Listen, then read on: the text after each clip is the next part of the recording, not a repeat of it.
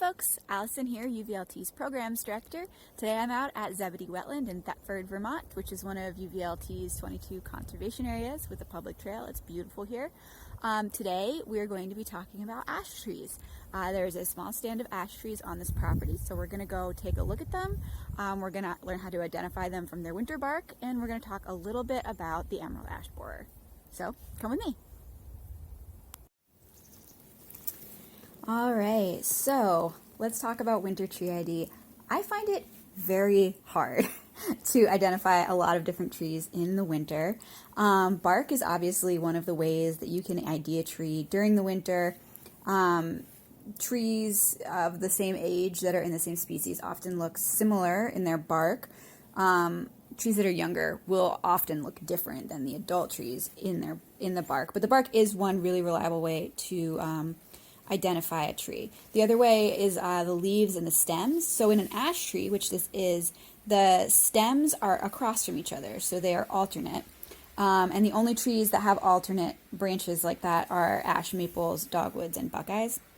And obviously this is a very distinctive looking bark. So ash trees have deep ridges that create these long diamond shapes that you see. And that's one really good way to identify an ash tree. Twigs and buds can also help to identify a tree in the winter, but unfortunately these trees are so big that you can't see any of the branches that might have twigs and buds on them. So why are ash trees important? Ash trees make up about 5% of the trees in Vermont forests. And I think everyone at this point has heard about the emerald ash borer, which is an invasive pest. The larva of the emerald ash borer feeds on the inner bark of the ash trees, which causes a huge amount of damage, and that damage will kill a tree in 3 to 5 years.